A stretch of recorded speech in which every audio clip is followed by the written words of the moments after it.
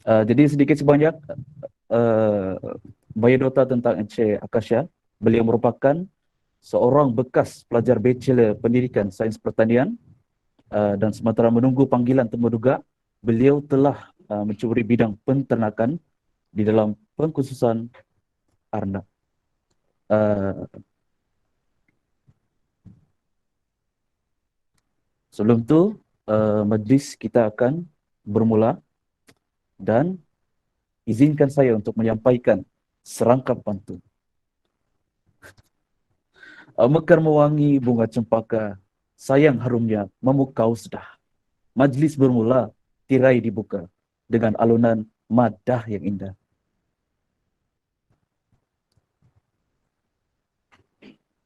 Selawat kasih Saint Teresa yang berbahagia, Dr. Nurmala binti Ismail dan Dr. Hau selaku pensyarah bagi kursus pengajaran dan pengurusan agroteknologi STI 4100. Yang dihormati Encik Akasha bin Azman selaku jemputan khas untuk bicara pada hari ini. Yang disayangi rakan-rakan sekumpulan yang telah menjayakan program ini. Dan yang dikasihi peserta-peserta yang sudi untuk hadir dalam seminar pada hari ini. Seterusnya, majlis diteruskan dengan bacaan doa. Petik kenanga indah diseman, gubahan diolah bau berangkat. Bersama kita memohon rahmat. Moga majlis mendapat berkat. Bagi memberkati majlis kita pada hari yang penuh bermakna ini, marilah kita menandatangan mengaminkan bacaan doa memohon keberkatan. Oleh itu, majlis ini mempersilakan saudara Muhammad Adam Alimin bin Muhammad Yusuf untuk memimpin baca doa. Majlis dengan segala hormatnya mempersilakan. Okay, tes. Ya, Assalamualaikum warahmatullahi wabarakatuh. Al-Fatihah.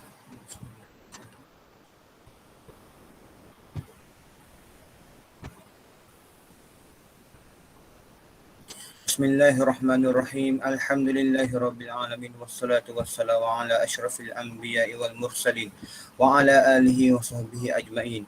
Ya Allah ya Rahman ya Rahim, hanya padamu sahaja kami panjangkan kesyukuran atas segala rahmat dan berkat-Mu. Bersempena dengan program Sembang Santai pada hari ini, kami memohon inayah dan taufik-Mu. Kurniakanlah kesejahteraan dan kebahagiaan kepada kami. Bukakanlah hati-hati kami, lapangkanlah dada kami supaya kami dapat mengisi ilmu dan pengetahuan yang berguna untuk agama, bangsa dan negara. Kami juga memohon kepadamu agar engkau berkatilah majlis ini dengan limpahan rahmat-Mu. Semoga segala usaha kami dalam menjayakan majlis ini, program ini mendapat keredaan dan hidayah-Mu. Sesungguhnya pada hari ini kami berkumpul kerana-Mu, Ya Allah. Kami berkumpul untuk menimba ilmu, bertukar pendapat, menyumbangkan buah fikiran, menghubungkan silaturahim dan memberi sokongan ke arah meningkatkan lagi prestasi kami. Kami memohon kekuatan dari hadrat-Mu, Ya Allah, supaya kami yang hadir pada hari ini agar kami dapat melaksanakan segala kebajikan dan kami pohon perlindungan dengan Engkau daripada melakukan keburukan. Ya Allah, kurniakanlah kepada kami kekayaan ilmu pengetahuan dan hiasilah diri kami dengan sifat lemah lembut serta muliakanlah kami dengan ketakwaan dan indahkanlah diri kami dengan kasih sayang. Rabbana atina fid dunya hasanah wa fil akhirati hasanah wa qina adzabannar. Sallallahu ala sayyidina Muhammad wa ala alihi wa sahbihi wa sallam. Alhamdulillahi rabbil alamin. Amin amin ya rabbal alamin. Majlis merakamkan tinggi-tinggi penghargaan dan terima kasih kepada saudara Muhammad Adam Alimi bin Muhammad Yusuf atas bacaan doa sebentar tadi. Semoga majlis berjalan lancar dan dilimpahi berkat. Sidang hadirin sekalian, tanpa membuang masa, majlis diteruskan lagi dengan menjemput dan mempersilakan saudara Vivens Calvi Robert sebagai pengarah program Sembang Santai Penternakan Arnab pada hari ini untuk memberikan ucapan. Majlis dengan segala hormatnya menjemput dan mempersilakan. Okey, terima kasih kepada pengacara majlis. Yang saya hormati Dr. Normala binti Ismail selaku pensyarah kanan Fakulti Pengajian Pendidikan Universiti Putra Malaysia, dan Encik Akasha binti Azman sebagai usahawan berjaya penternakan arnab pedaging juga selaku panel jemputan kita. Dan yang saya kasihi barisan penganjur, tuan-tuan dan puan-puan yang hadir bersama-sama menjayakan program ini. Tujuan utama program ini dijalankan adalah bagi memberikan pendedahan dalam bidang keusahawanan dan pertanian agar masyarakat dan pelajar mendapat maklumat yang bermanfaat secara langsung bersama usahawan penternakan arnab.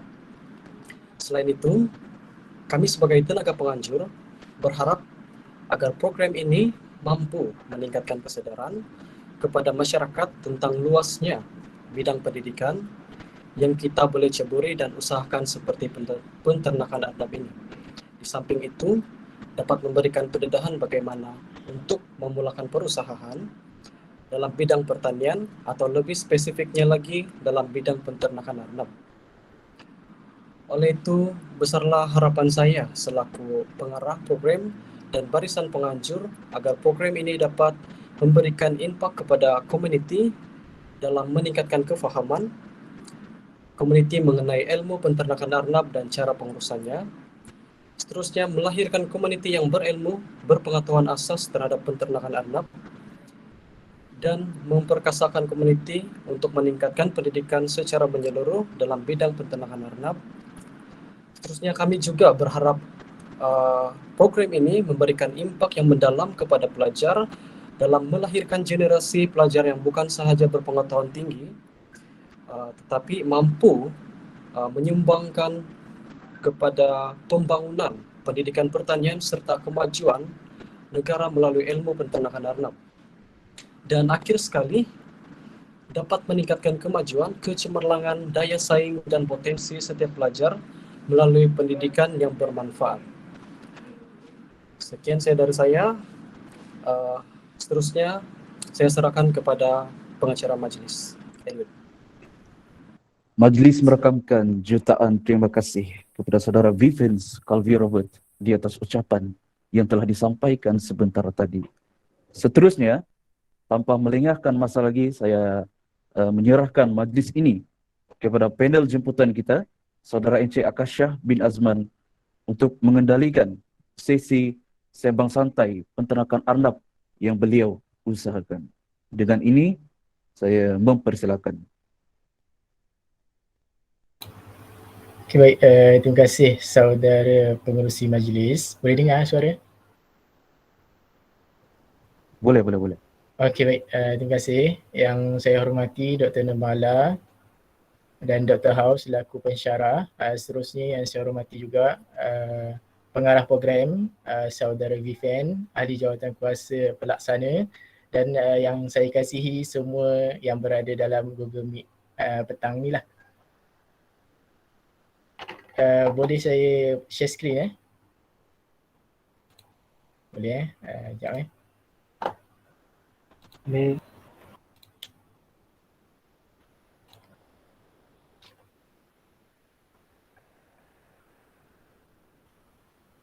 Okay, baik. Assalamualaikum warahmatullahi wabarakatuh dan salam sejahtera.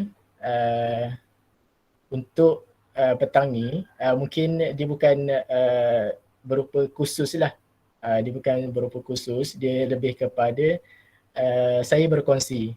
Sekiranya tuan-tuan ataupun puan-puan ada perkara yang nak dikongsikan, boleh juga berkongsi lah. Kita sama-sama bertukar pendapat ataupun berkongsi ilmu, insyaAllah.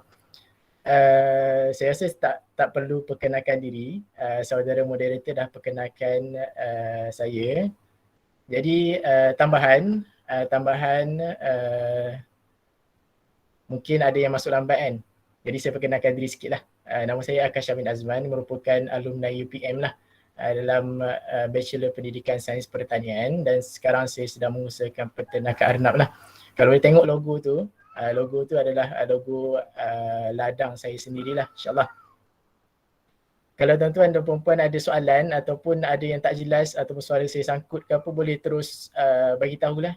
Boleh unmute ataupun boleh bagi tahu dekat chat. Mungkin untuk hari ni kita bukan pergi dalam, saya rangka slide ni just asas ataupun basic sajalah untuk penternakan arnab. Kalau betul-betul nak dalam, dia kena ambil masa paling kejap 1 hari. Paling lama saya pernah tengok orang buat kursus 1 minggu. Itu dia cerita secara dalam lah. Sebelum saya teruskan slide, boleh saya tahu tak ada yang pernah beli arnab ataupun sedang beli arnab? Boleh tulis dekat chat dulu. Yang pernah ataupun ada sekarang dia pernah beli arnab. Oh, saya pernah. Okey. Firdaus pernah. 2-3 ekor je. Okey, baik. Pernah. Ada yang tak pernah ke? Ataupun arnab pun tak pernah pegang? Okey, tapi mati. Tak pernah tapi nak. Okey. Tak pernah. Okey, baik. Terima kasih kepada yang respon. Okey, saya dah tahulah. Jadi dalam Google Meet ni ada yang pernah, ada yang tak pernah, ada yang berminat nak bela tapi tak tahu macam mana. Okey, jadi hari ni kita berkongsi sikit lah. Teruskan slide yang seterusnya. Slide. Okey, apa-apa perkara yang kita nak buat, kita kena ada tujuan lah. Bukan dalam peternakan arnab pun, dalam kerja harian kita pun kena ada tujuan lah. Kalau kita tak ada tujuan, contohlah kita pergi ke pasar raya, kita tak tahu nak beli apa. Kita pusing-pusing, lepas tu balik. Tak ada tujuan. Benda tu akan jadi sia-sia. Macam tu dalam penternakan arnab. Dia ada, saya kelaskan 3 tujuan utama lah. Ada tujuan lain. Contohnya macam diikut kawan ke, itu tujuan lain lah. Yang utamanya 3 ni. Hobi. Hobi biasanya orang bela 2 ke 3 ekor macam tu lah sebagai hobi kan. Lepas tu pendapatan sampingan. Dia ada kerja lain tapi dia bela arnab juga sebagai pendapatan sampingan.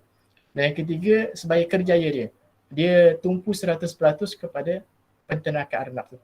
Itu terpulang pada diri kita sendirilah. Apa tujuan kita nak menternak arnab ni. Okey, yang ni mungkin saya akan berkongsi serba sedikit berkenaan dengan topik-topik ni. Tak adalah terlalu dalam. Dia just asas kepada tuan-tuan dan puan-puan untuk mengenali arnab ni.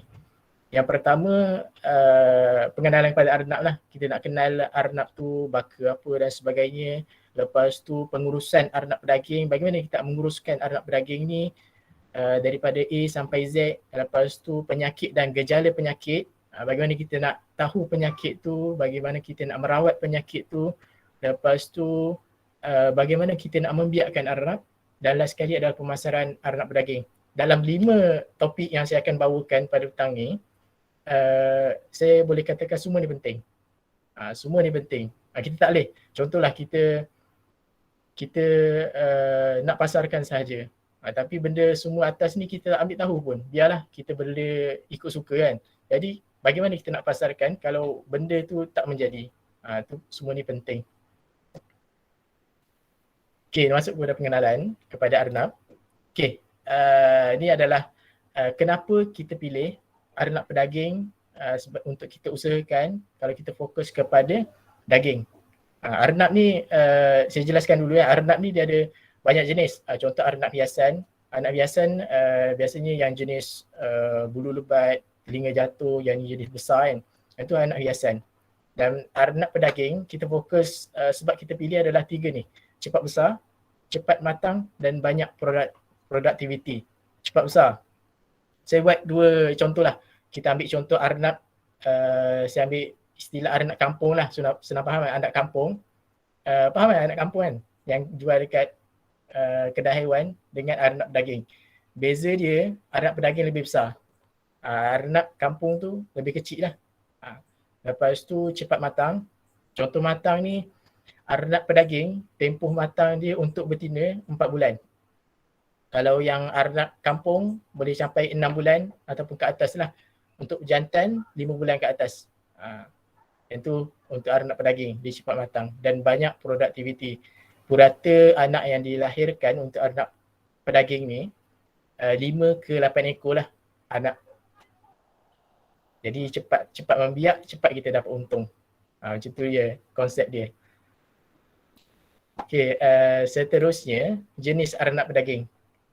Kita masuk kepada baka arnab daging lah. Yang famous siapa pernah dengar New Zealand White? Pernah kan? New Zealand Pernah. White. Pernah kan? Okay, yang Dah ni tuan. okay, terima kasih. New Zealand White yang famous lah orang kata kan dalam penternakan anak pedaging ni. California pun ada dan mix pedaging pun menjadi pilihan kepada penternak. Dan yang terbaru hybrid.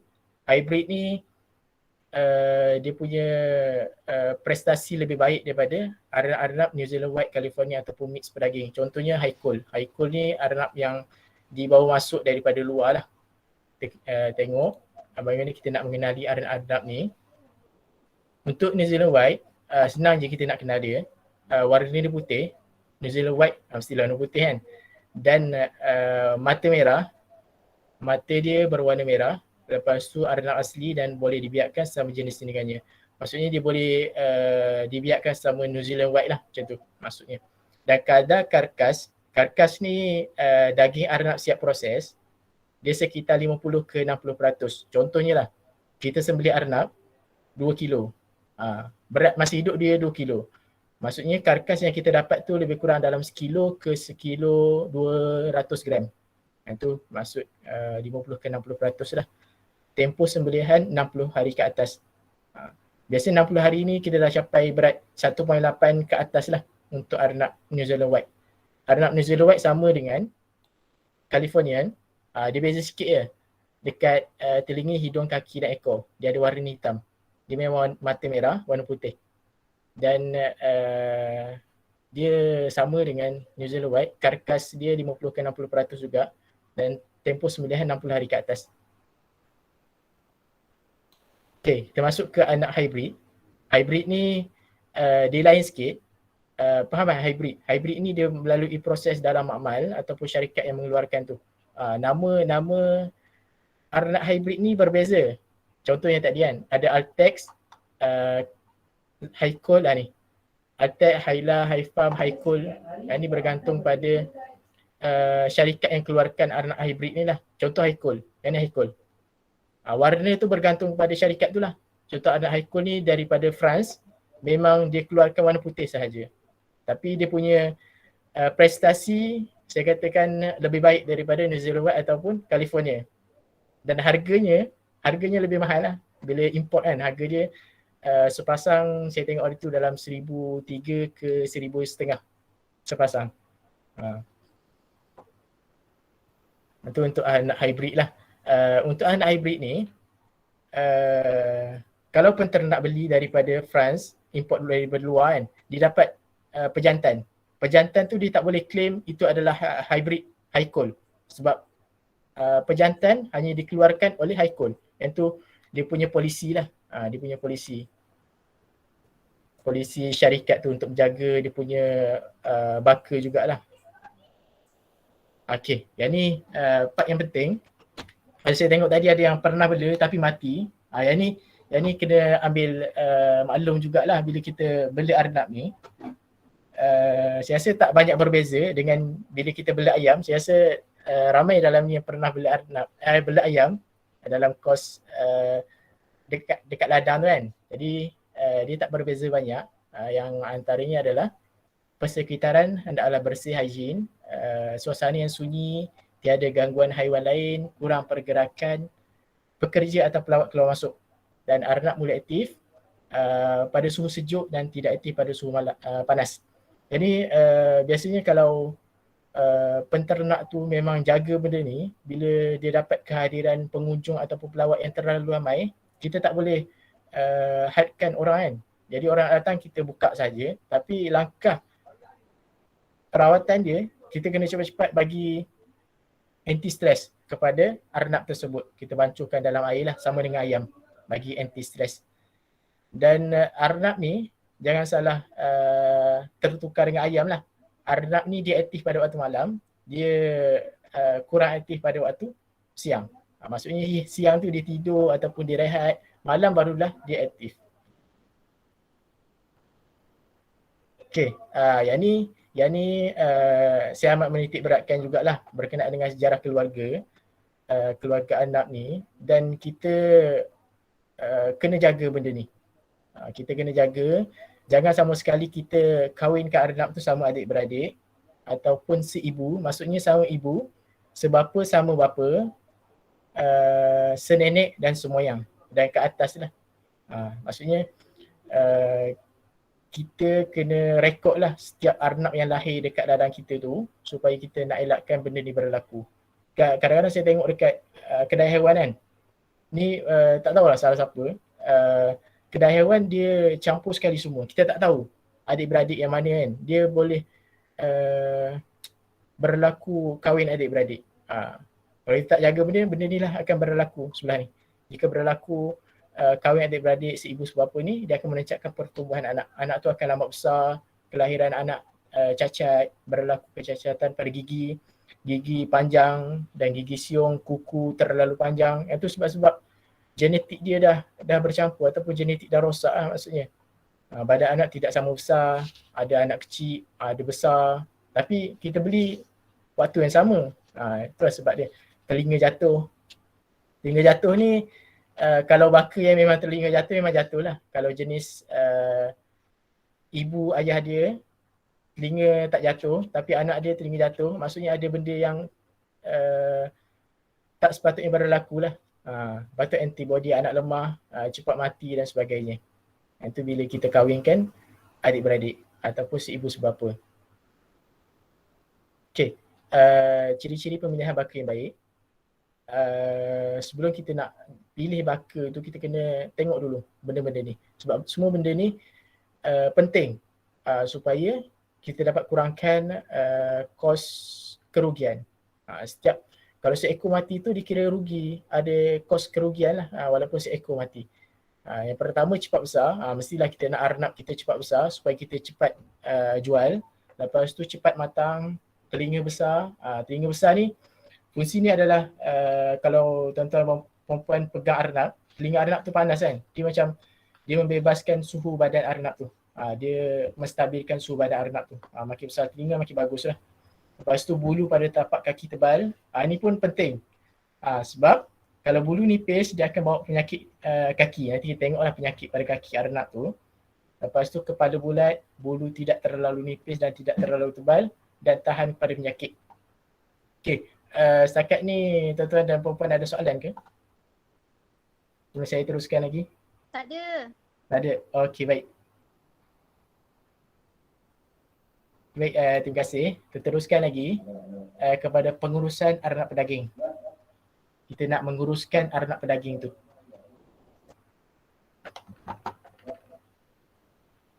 Okey, ni suhu, suhu. Arnab ni dia sangat cerewet dengan suhu. Cerewet maksudnya bila perubahan suhu secara mendadak, contohnya hari ni panas, tiba-tiba esok hujan. Yang tu walaupun dia suka pada suhu sejuk, tapi perubahan suhu yang mendadak tu dia membuatkan arnab tu stres. Arnab ni haiwan yang cepat cerewet lah. Dan bila kurang suhu tu kurang, maksudnya lebih sejuk, kesuburan arnab pun akan meningkat. Pembesaran arnab pun lebih cepat, dia aktif pada suhu yang sejuk dan dia lebih cepat makan lah. Bila suhu panas, lebih pada 30%, 30 darjah kan, kesuburan arnab tu berkurang dan pembesaran arnab pun lambat dan arnab stres. Dia berkait lah, bila arnab stres ni pembesaran lambat, arnab stres ni menyebabkan kesuburan arnab tu berkurang, lepas tu dia kurang makan, dia sampai arnab tu kurus, yang tu berpunca pada stres. Okey, yang ni kita pergi kepada jenis-jenis sangka. Jenis-jenis sangka, biasa sangka ni kita guna dua lah. Dua, ada setengah tu dia guna tiga. Dia sangka induk ke sangka yang besar sikit untuk dia besarkan secara koloni. Lepas tu baru ke sangka seko-seko. Okay, ni contoh sangka induk. Sangka induk ni, arnab ni memang dia tak boleh duduk sekali. Dia memang duduk satu bilik tu seko. Apa kalau kita letak arnab tu sekali, apa yang terjadi? Arnab tu akan bergaduh sama sendiri lah. Arnab ni agresif. Arnab ni agresif. kalau kita letak jantan sama jantan, dia akan bergaduh sampai luka salah seekor. Kalau betina pun begitu. Ini contoh sangka anak. Sangka anak ni saiz dia lebih kecil lah daripada sangka induk sebab kita nak fokus kepada pembesaran dia, grower dia. Kalau anak ni banyak bergerak, maksudnya pembakaran lemak tu lebih tinggi lah. Dia lambat besar. Dia gunakan makanan dia untuk pergerakan dia. Yang tu sangka anak dan sangka induk. Ini contoh sangka lah. Sangka ni boleh kita buat sendiri, boleh kita import daripada China juga ada lah sangka ni. Yang ni part yang paling penting kalau kita bela sebagai pendapatan sampingan ataupun sebagai kerjaya. Kalau sebagai hobi tu tak ambil tahu pun bagi saya tak menjadi masalah lah untuk rekod data ladang ni. Bila kita buat arnab secara banyak, kita kena rekod data ladang. Yang pertama untuk kita elakkan kahwin adik-beradik seibu sebapa tadilah. Lepas tu untuk kita analisis prestasi seekor arnab tu. Contohnya lah, setiap kali arnab beranak, arnab mating, kita akan masuk dalam rekod. Begitu juga arnab pejantan, kita akan rekod. Kita nampak, okay, arnab A, dia lahirkan anak 2 ekor je. 2 ekor. Setiap kali dia beranak, 2 ekor sahaja. Anak B, arnab B dia lahirkan anak 8 ekor. Jadi kita boleh compare dua tu. Yang mana kita akan simpan, yang mana kita akan bagi dia pisau lah. Bagi dia pisau untuk disembelih. Maksudnya yang 2 ekor ni lah sebab kita tak berbaloi, kita jaga dia. Dia bagi anak 2 ekor sahaja. Itu kita keluarkanlah daripada senarai induk. Itu pentingnya untuk merekod. Lepas tu untuk kita pantau kerja harian di ladang, contohnya pengurusan arnab yang bunting. Ini kita akan masuk detail lah berkenaan dengan proses pembiakan arnab. Kita tahu daripada rekod tu kita tahu berapa arnab yang bunting, berapa arnab yang beranak pada bulan ni dan berapa arnab yang cerai susu. Kita tahu semua, kita buka rekod ladang je. Okay. Seterusnya kita tahu dengan mudah jumlah arnab berdasarkan peringkat umur. Okay, tak adalah setiap kali kita nak penuhi permintaan, contohnya customer minta, okay, bulan depan dia nak 100 kilogram karkas. Bolehkah dia tanya kita, bolehkah kita bekalkan? Jadi tak adalah setiap kali kita nak cek dengan customer, kita kena kira arnab sekor dekat ladang. Kita buka rekod saja. Kita buka rekod, kita dah tahu. Okay, arnab bulan depan insyaAllah boleh capai 120. Okay, dapat penuhi permintaan customer 100 kg karkas. Itu senang, memudahkan bila kita rekod data ladang. Dan bila kita ada pekerja, yang ni insyaAllah kalau ladang kita berkembang, rekod ladang ni penting untuk kita tengok prestasi kerja pekerja kita tu. Supaya kita tahu pekerja kita ni buat kerja ke tak. Memang kita percaya, tapi yalah pekerja kan. Dia pun manusia seperti kita. Ni sebagai langkah berjaga-jagalah supaya kita dapat maksimumkan tenaga pekerja tu. Okay, tanya apa kaedah nak merekod ladang ni, kita guna apa dan sebagainya. Kita guna teknologi sekarang kan, kita guna Excel sahaja. Menggunakan Excel itu kita lebih senang. Kita tekan saja, okey, nak jumlah anak bulan ni, okey, dah keluar senaraian. Okay, yang tu untuk rekod. Yang ni pemakanan. Bila bab pemakanan, arnab ni dia sangat cerewet bab pemakanan. Kenapa saya katakan arnab ni sangat cerewet? Sebabnya arnab ni kita tak boleh bagi sesuka hati makanan. Kita bagi kubis, kita bagi timun, kita bagi macam-macam daun lah. Arnab ni sangat cerewet bab makan. Jadi ini adalah beberapa nutrisi asas yang diperlukan oleh seekor arnab. Yang pertama protein, fiber dan mineral. Tapi nutrisi lain pun ada. Yang ni asas sahajalah. Okay, ni ada poin, anak lebihkan protein, induk lebihkan fiber. Kenapa? Kenapa kita kena lebihkan protein kepada anak? Sebab protein dia nak tumbuh saraf anak tu lebih cepat. Dan induk lebihkan fiber. Sebab apa? nak sembelih. Okey, anak tu sebab kita nak sembelih lah. Untuk induk ni kita tak lebihkan protein, kita lebihkan fiber.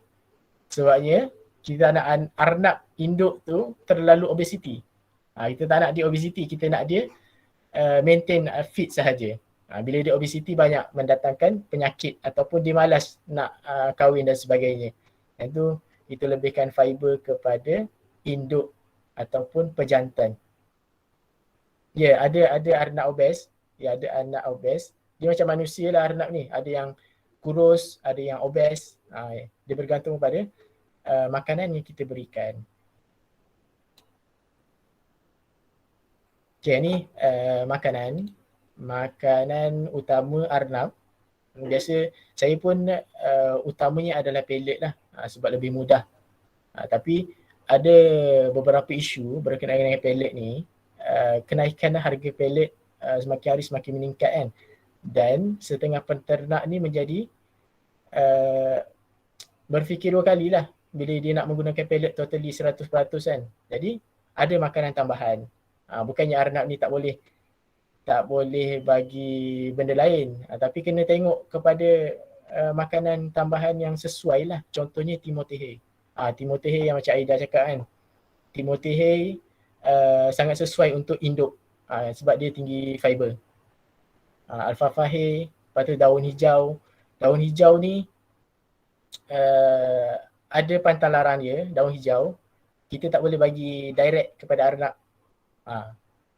Dia arnab ni kalau tersalah sikit dia boleh bawa sampai kepada kematian lah. Daun hijau ni boleh menyebabkan cirit. Lepas tu bila berlarutan dia boleh bawa kepada kematian. Tu kena jagalah. Contohnya kalau kita ambil daun hijau kan, kita kena jemur dulu. Lebih kurang sejam ke 3 jam. Jemur dulu. Kita tak boleh bagi direct kepada arnab selepas petik tu. Okay, ni contoh makanan utama arnab lah, pellet. Dan kaedah penyimpanan pellet pun kita kena tahulah bagaimana kita nak simpan pellet. Kalau pellet yang kita beli banyak-banyak macam ni kan, kita tak boleh biarkan terlalu lama di luar macam ni. Walaupun dia ada dalam guni kan, kita tak boleh biar di luar lama macam ni. Kita kena masukkan dalam bekas kedap udara. Contohnya bekas biru lah, bekas biru ni. Biasa banyak jual dekat kedai hardware dia, kedai bekas biru ni. Untuk kita jaga kualiti pellet tu, tak nak bagi masuk angin, terdedah kepada kelembapan udara malam kan. Jadi itulah, kena simpan elok-elok pellet tu. Ni ciri-ciri pellet yang baik. Biasa pellet arnab dekat Malaysia ni majoritinya memang minimum 18% lah crude protein dia. Dan pellet tu tidak tamat tempoh. Biasanya dalam 1 bulan tu okey lagi. Dan disimpan dalam bekas yang tertutup atau kedap udara. Tidak terdedah kepada udara yang lembap. Ini ciri-ciri pellet yang baik lah.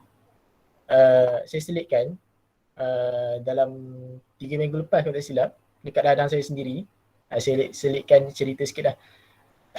Pellet, ada masalah pada pellet sebenarnya. Menyebabkan arnab lebih kurang dalam 20 ekor lebih mati. Dalam tempoh seminggu lebih. 20 ekor lebih mati. Itu kita kena terima lah. Sebab kita jaga benda hidup kan. Kita tak tahu mula-mula tu. Kita bagi pellet. Lepas tu tanya penternak lain, rakan lain kan. Sebab tu bila kita terlibat dalam penternakan arnab ni, usahawan ni, kita kena banyakkan kita punya networking dengan penternak lain. Kita boleh tanya, anak kau ni okey tak pakai pellet ni? Dia kata ada masalah juga. Jadi kita dah suspect masalah pellet. Lepas tu kita terus tukar lah. Lepas tukar pellet tu alhamdulillah dah tak ada kematian lah. Arnab ni cerewet. Cerewet lah. Masalah pellet sikit kan. Boleh bawa kepada kematian. Okay, ni antara makanan tambahan arnab yang biasa saya bagilah. Yang lain pun saya tak berani nak bagi sebab biasa bagi yang ni je. Yang lain pun kalau nak cuba boleh sahaja. Tapi kena ambil risiko lah. Biasa Napier pandan. Yang pertama Napier pandan, kita jemur dululah Napier pandan. Yang kedua ketum ayam. Dan yang ketiga Timothy Hay. Timothy Hay. Yang ni boleh kita dapatkan Shopee ada Timothy Hay. Okay, saya selitkan terus dekat sini.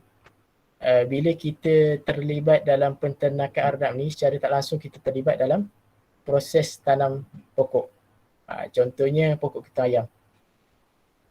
Kita tanam, takkanlah kita just nak tanam sekadar untuk keperluan kita. Kita kena lebih kreatif lah. Kita tanam banyak-banyak, lepas tu kita buka order. Kita jual kepada orang yang nak beli lagi. Itu tambahan sampingan lah untuk kita mendapatkan income. Okay, kita masuk ke kos makanan. Dalam bila kita buat secara besar, kos makanan ni kita kena kira. Kita kena kira supaya kita tak adalah orang kata istilah mati modalan. Kita beli tapi kita tak kira kos yang kita keluarkan dengan harga yang kita jual. Mestilah kita nak ada untung kan, walaupun kita buat sekadar suka-suka, mestilah kita nak ada untung. Ini kos. Yang ni saya bagi contoh dekat ladang saya sendirilah. Saya menggunakan pellet arnab dan FFM kambing. Kenapa FFM kambing? Sebab yang ni yang biasa digunakan. Yang ni saya bawa daripada sifu-sifu penternakan arnab lah. Dia guna FFM kambing untuk induk. Sebab dia tinggi fiber. FFM kambing ni dia tinggi fiber. Kos kita kira lah. Kos satu guni pellet arnab ni 25 kilo RM51. Dan FFM kambing ni 50 kilo RM68. Maksudnya FFM kambing ni lebih murah lah. Lepas tu kita kira pula. Kita nak tahu seekor arnab tu sehari kos dia berapa kita beli. Kita kena kira kos untuk seekor arnab. Untuk pellet arnab, yang ni biasa kita bagi kepada arnab yang membesar lah, anak-anak arnab. 100 gram sehari. 100 gram sehari sahaja kita bagi. Kos dia 20 sen untuk seekor. Untuk induk 14 sen untuk sehari. Yang ni anggaran kos lain lah macam utility, penyelenggaraan sangkar dan sebagainya. 0.05 sen sehari. Ni untuk seekor. Okay, ni kos sehingga sembelih. Kita sembelih pada berat 1.8 kilogram lah. Jadi untuk sepanjang hidup dia, kos sepanjang hidup dia RM8, 17 sen. Orang selalu kata kan, arnab ni makan banyak memanglah. Dia makan 100 gram sehari. Yang ni kos untuk sepanjang hidup dia sehingga kita sembelih. Bila kita guna pellet arnab 128. Tengok kat sini, 25 hari, dia bersama induk. Dia bersama induk dia, maksudnya kos seekor anak tu tak ada kos lah sebab dia bersama induk dia. Lepas tu kita masuk kepada 35 hari. Kos makan dia adalah RM7 kalau kita guna pellet arnab. Lepas tu lain-lain kos, kos utility ataupun penyelenggaraan RM1.17. Total RM8.17.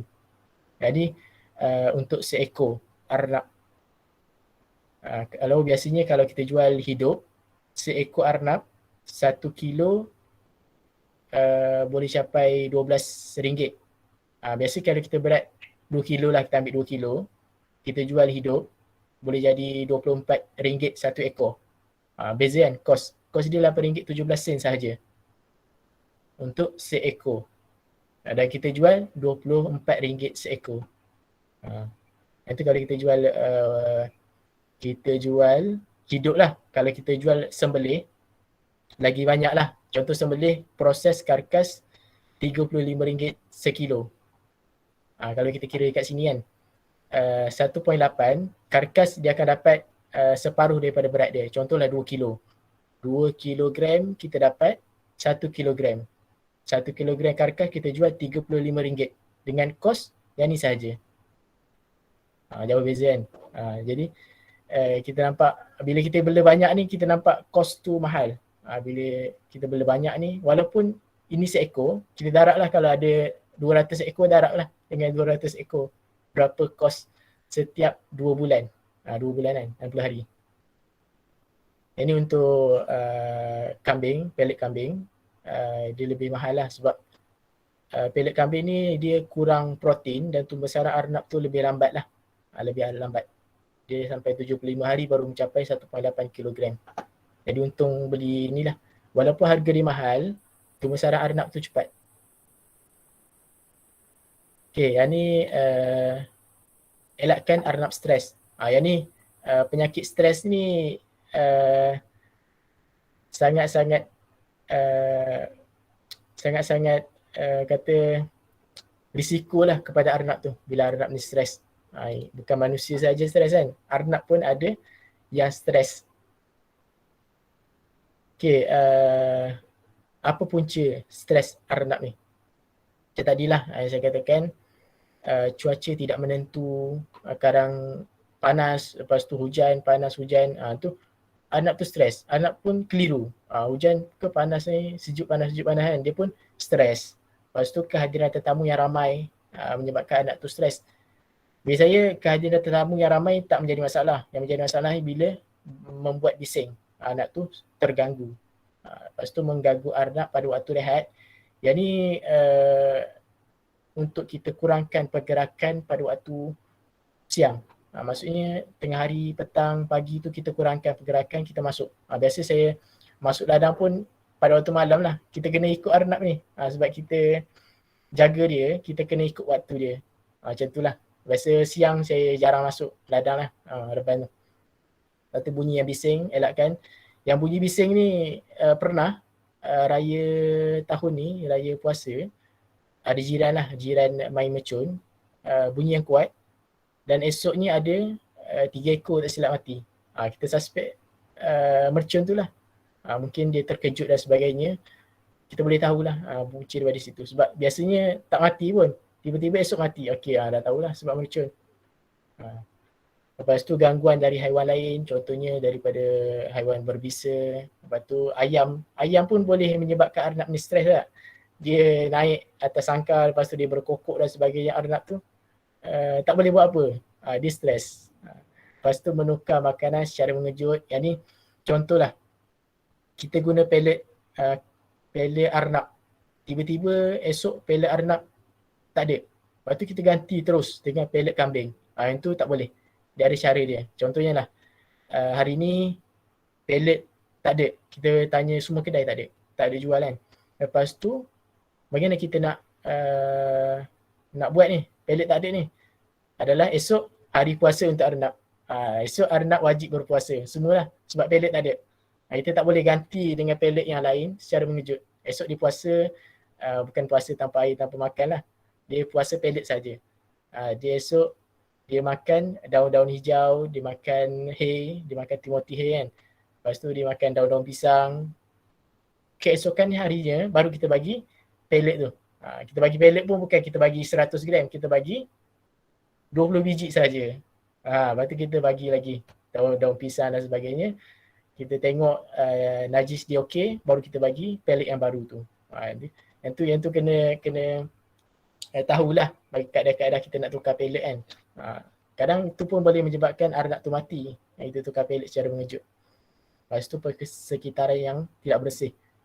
Contohnya terlalu lembab dan sebagainya. Susah jaga arnab. Stres, dia selalu stres. Ini ubat dia. Ubat stres. Ini biasa guna dekat ayam lah. Dekat arnab pun boleh digunakan sebab kandungan dia sama saja. Vita Stress, yang ni pun Nob Stress. Ini untuk arnab lah. Cara dia kita bancuh dalam air. Saya rasa ramai yang tahulah cara nak bancuh Vita Stress ni sebab ramai yang dah pernah beli arnab. Okey, kita masuk kepada penyakit dan gejala penyakit. Untuk penyakit dan gejala penyakit, saya takkan sebut semualah. Kalau sebut semua mungkin nak ambil masa sampai ke malam lah kot nak sentuh satu-satu ni. Saya akan ambil penyakit-penyakit yang selalu terkena pada arnab sahaja. Kita tengok dulu penyakit-penyakit yang ada. Kurap, kembung, cirit birit, sohok. Sohok ni penyakit kaki luka, kekejangan, tiba-tiba dia kejang kan. Kekejangan, gigi siung dan panjang. Yang ni sebab sebab kahwin adik-beradik ataupun kahwin si ibu sebapa tadi lah, sama ibu sama bapa tadi, menyebabkan gigi siung. Gigi siung ni dia gigi dia panjang tanpa henti. Dia panjang sampai berpusing. Itu kita kena potong lah. Kalau kita nak jaga, kalau kita dah tak nak jaga kita bagi pisau lah dekat dia, senang je. Lepas tu sesak nafas, ni arnab pun dia boleh sesak nafas. Lepas tu kepala teling ni bila kita bela ramai-ramai adalah kepala teling sikit. Lepas tu kaki dan tangan terkehil, yang ni pun sama, bila kita bela arnab ramai-ramai dalam sangkai kecil, dia macam terseliuh lah. Bila dah terkehil ni tak ada ubat lah, ubat dia bagi pisau saja. Lepas tu puting bengkak. Puting bengkak ni bila arnab tu beranak tapi anak dia semua mati. Maksudnya susu dalam badan dia tu tak keluar lah. Ini menyebabkan puting bengkak. Lepas tu sakit mata. Mata dia biasa ada macam selaput kelabu. Yang tu kena operate lah, bawa pergi veterina. Kalau haiwan arnab hiasan memang biasa bawa pergi veterina lah. Kalau anak pedaging jalan dia senang saja. Bagi pisau saja. Bila sakit macam ni lah, sakit mata, kepala teling, kaki dan tangan terkehil. Tapi untuk menjaga kualiti, biasa kita takkan jual lah. Takkan jual anak-anak yang sakit macam ni, kita makan saja. Lepas tu gigitan nyamuk. Gigitan nyamuk ni biasa menyerang anak yang baru lahir. Sifat habit arnab ni, ibu dia akan cabut bulu. Tapi setengah arnab dia tak akan cabut bulu. Anak dia akan terdedah dengan gigitan nyamuk lah. Bengkak-bengkak. Bila banyak sangat nyamuk gigit, boleh bawa kepada kematian. Kalau sikit, seekor dua tu tak menjadi masalah. Lepas tu baby arnab basah. Yang ni bergantung pada ibu arnab tu juga. Setengah ibu tu dia tak rela ataupun dia tak bersedia menerima anak. Lepas tu dia akan kencing dekat anak dia. Yang tu biasa terjadi kepada induk yang baru pertama kali melahirkan lah. Dia tak bersedia nak menerima anak, dia kencing dekat anak dia. Bila anak basah, anak kesejukan, dia akan matilah anak tu. Lepas tu sarung arnab tidak tanggal, yang ni masa melahirkan lah. Yang ni pun terjadi kepada ibu yang pertama kali melahirkan anak. Okay, kita teruskan. Yang ni antara beberapa penyakit lah. Beberapa penyakit yang selalu ataupun kerap berlaku kepada arnab. Contohnya kurap. Yang ni kurap. Kaedah kita nak rawat dia, ada ubat biru ni, ubat biru kan. Ubat biru boleh beli yang botol besar macam ni. Kan? Betul, tapi dah habis lah. Kata yang ni saja ubat untuk kurap. Setengah tu ada cocok pun ada. Cuma saya tak amalkan cocok lah dekat arnab. Sebab selagi kita boleh rawat menggunakan kaedah luar ni, kita rawat dululah. Sebenarnya salah sebenarnya bila kita cocok haiwan ataupun arnab ni. Hanya veterina saja boleh cocok. Tapi adalah setengah peternak yang cuba-cuba untuk mencocok. Dia cocok ni ubat 3 serangkai. Yang tu kena tengok dekat Google ataupun masuk kursus lah kalau nak tahu lebih dalam cocok-cocok ni. Ingat ayam kan? Arnab pun ada yang cocok. Untuk booster, arnab pun ada setengah peternak cocok untuk cepat besar. Itu kena tengok betul-betul lah. Lepas tu yang kedua, yang ni hasil daripada postmortem, anak yang mati, dia kembung perut. Yang ni boleh disebabkan masalah pelet ataupun masalah angin terlalu kuat waktu malam. Angin malam kan terlalu kuat. Dan juga boleh menyebabkan dia minum air terlalu banyak. Boleh menyebabkan kembung. Biasa kembung, kita bagi ini je, inuh hadiah. Biasa kembung kita bagi inuh hadiah sajalah. Dan kembung ni dia boleh bawa kepada cirit. Cirit ni kaedah yang saya guna, kita bagi daun pisang. Kalau tak berkesan juga kita bagi ubat ni lah, ubat pink ni. Biasa memang famous lah kalau dalam peternakan arnab. Lepas tu ni sohok. Sohok ni tak pasti istilah sains panggil apa, tapi dalam yang saya tengok memang panggil sohok lah. Dalam penyakit-penyakit arnab ni, sohok ni disebabkan oleh bulu pada kaki arnab ni terlalu nipis. Dia tak tebal bulu. Faktor lain terjadinya sebab kita gunakan dawai BRC. Lantai tapak kandang sangka tu kita guna dawai BRC. Sebab tu sangka Cina, sangka daripada China, dia guna plastik kan. Yang tu boleh cegah penyakit sohok ni lah. Kalau sohok ni kita guna spray ni je. Ini famous. Untuk kambing, lembu pun famous lah spray ni. Jadi putih bengkak.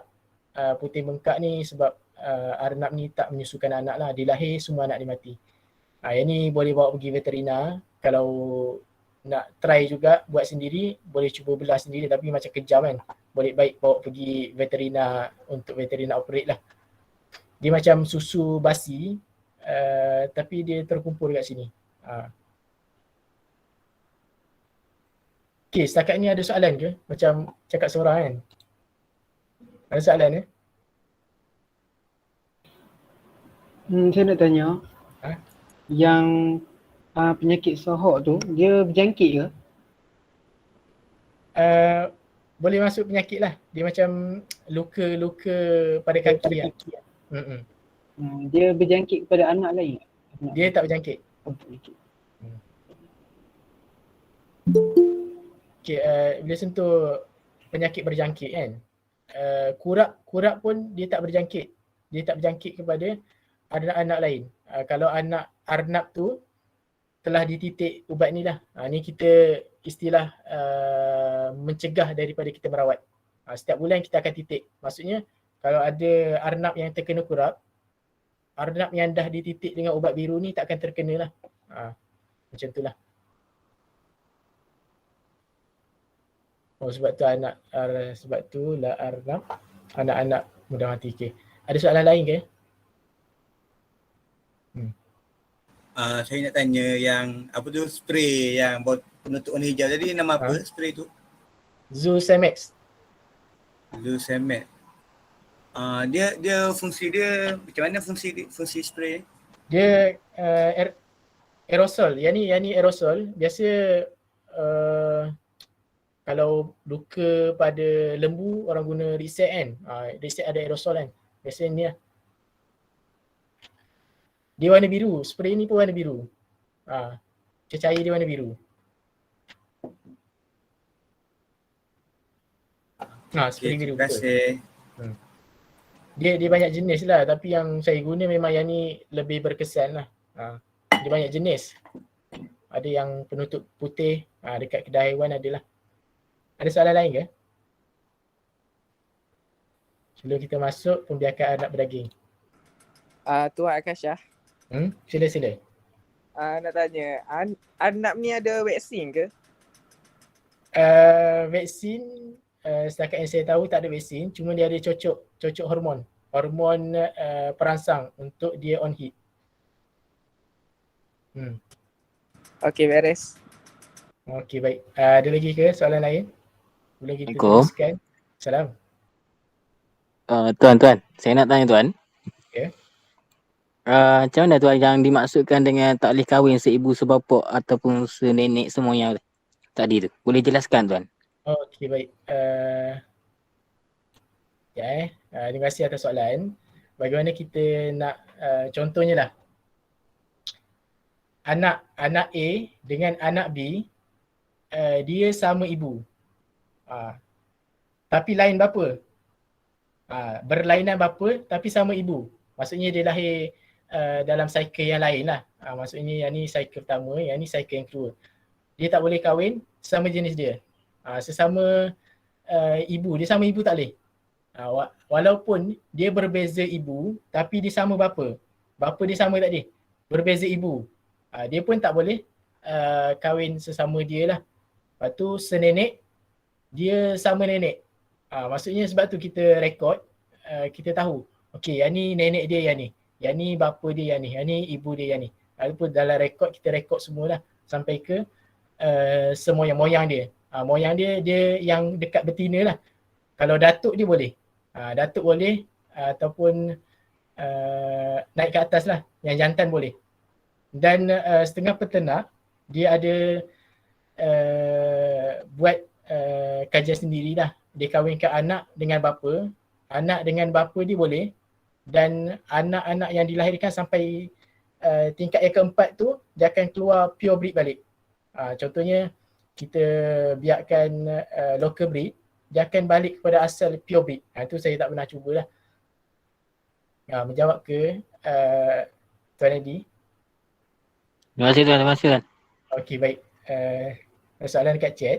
Saya ada soalan bagaimana Encik Kasham membahagikan masa dalam menjaga tenaga arnab ni. Okey, baik. Terima kasih soalan. Bagaimana kita nak bahagikan masa? Sebenarnya arnab ni tak perlu kita tumpu banyak sangat pun. Contohnya malam tu memang saya katakan wajib lah untuk kita masuk, untuk kita pantau dan sebagainya, untuk kita kahwin. Malam memang kita lock untuk dengan arnab tu. Kita masuk ladang. Untuk siang memang saya tak masuk pun siang. Just pagi tu tutup lampu, kita masuk petang balik. Petang untuk kita bagi makan. Yang tu sahaja. Kalau rajin bolehlah untuk kita masuk tengah hari tu untuk tengok-tengok, takut ada yang tak kena dalam ladang tu dan sebagainya. Sebenarnya itulah cara untuk kita bahagikan masa. Kalau saya katakan dia contoh seorang guru, cikgu ada rakan peternak, dia cikgu dalam masa yang sama dia ternak arnab. Dia ternak arnab. Saya pun ada lah beli-beli arnab dengan dia kan. Lepas tu kenal dia. Dia seorang guru, memang malam tu dia tengok arnab lah. Siang tu dia mengajar. Dan tu sebab tu arnab ni boleh dijadikan sebagai pendapatan sampingan. Menjawab Nurul Izzah. Baik, ada soalan lain ke sebelum kita teruskan? Ada sikit saja. Okey, untuk perkahwinan antara anak betina dengan bapa dia sebagai pembakalan kan. Dia dalam istilah line breeding ke ataupun inbreeding? Macam mana? Antara perkahwinan antara anak dengan bapa. Dia tu dalam istilah inbreeding atau inbreeding? Inbreeding. Inbreeding. Okay, boleh nanti saya bagi kepada pihak penganjur lah slide ni sebagai rujukan. Sebenarnya slide ni pun saya buat sendiri, dia pun ada lagi yang macam tak lengkap, dia sebagai asas sajalah dalam slide ni. Ada lagi ke soalan lain? Saya ada soalan. Ini sebenarnya soalan daripada kawan saya. Dia tanya, betul ke arnab bila dia melahirkan, ada sesetengah arnab yang dia makan anak dia yang baru dilahirkan tu? Kalau betul, macam mana untuk mencegah tu? Okay. Betul. Saya jawab betul, ada yang makan anak. Dia salah satu sebabnya arnab tu kurang protein. Dia menyebabkan arnab tu makan anak sendiri. Biasa kalau dia dah start makan anak dia, induk tu memang kita tak jagalah. Mungkin kita nak tengok lagi sekali sama ada dia makan ataupun tak. Mungkin cycle yang kedua tu dia makan, maksudnya kita tak belalah dia sebab tak mendatangkan keuntungan pada kita. Kita bagi pisau saja. Yang tu konsep yang senang sajalah. Kalau dia makan anak. Dan pernah dengar tak arnab ni makan najis dia balik? Pernah kan? Tak pernah?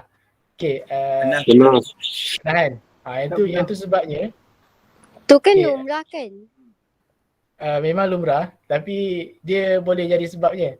Sebabnya kita bagi terlalu lebih protein kepada arnab tu. Terlalu lebih protein sampai badan dia tak boleh nak terima protein terlalu banyak. Maksudnya dia keluarkan balik. Arnab banyak fiber. Ya, betul. Bila kita bagi kandungan protein terlalu banyak, taik dia akan jadi berbeza dengan yang lain. Lepas tu dia makan balik untuk dia ambil balik protein macam itulah.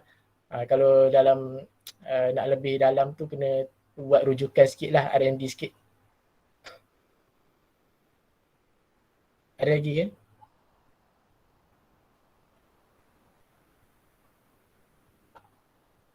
Okay, baik, kalau tiada saya teruskan lagi untuk pembiakan arnab daging.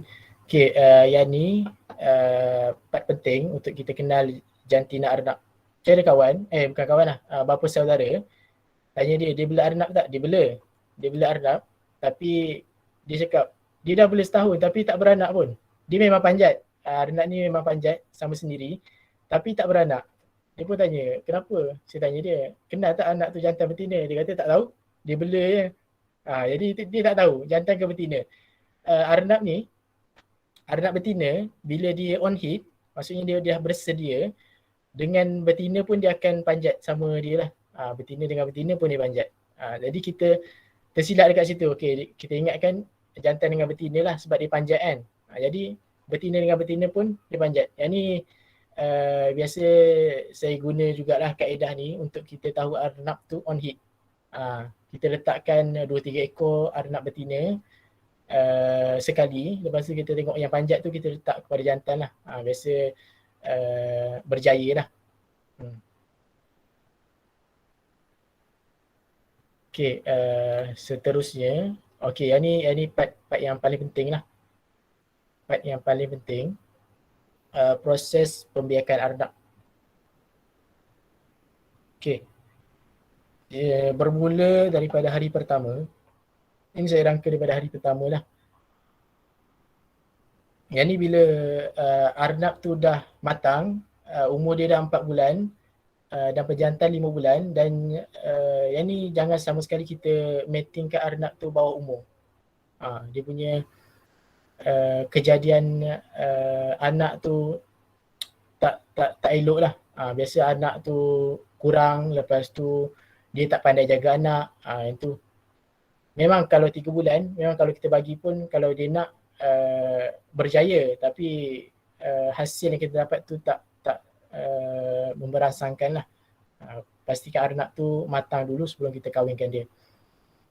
Okay, tips dia, jangan sama sekali kita letak arnab jantan ke dalam arnab betina. Sikap arnab betina ni dia agresif. Dia mempertahankan kawasan dia.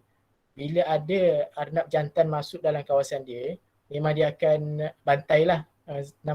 Dibantailah arnab jantan tu. Dia agresif.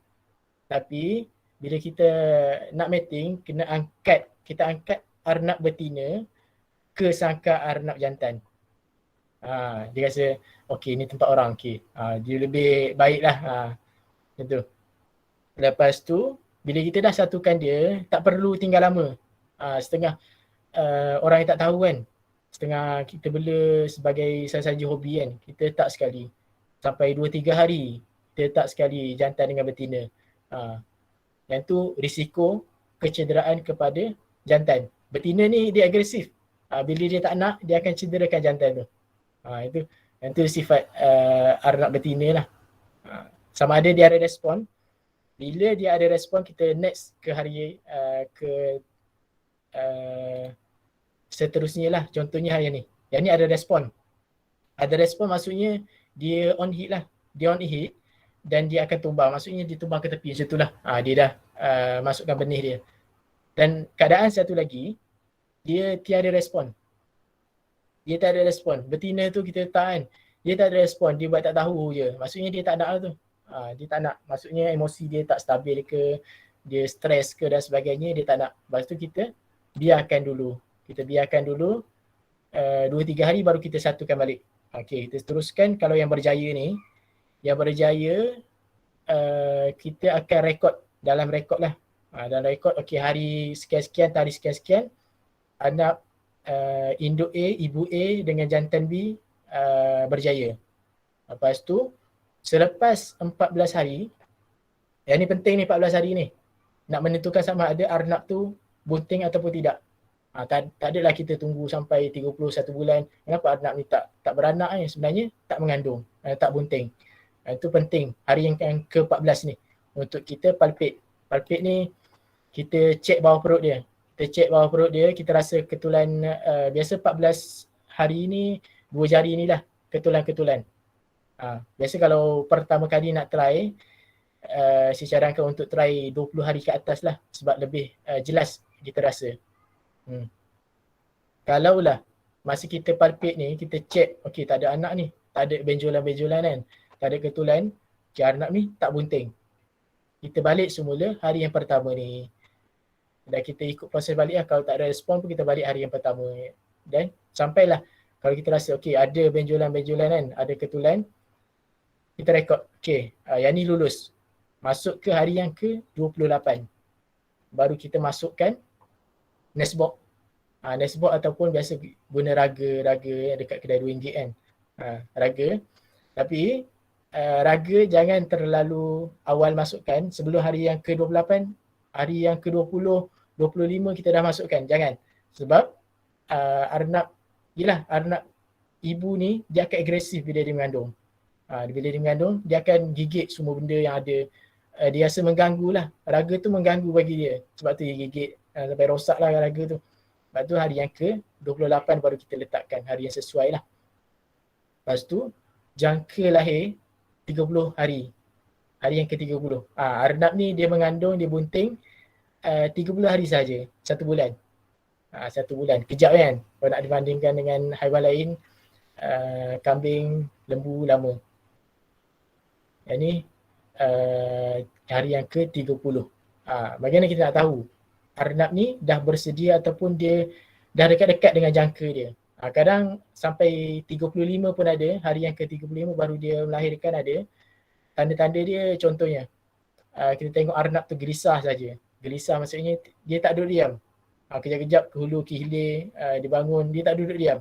Yang tu tanda-tanda dia nak melahirkan, dia tak selesa lah. Lepas tu dia mula cabut-cabut bulu dia. Dia cabut-cabut bulu. Tu naluri ibu arnab lah. Dia cabut-cabut bulu dia, dia kumpul satu tempat. Tu kena ada nesbok ataupun raga lah.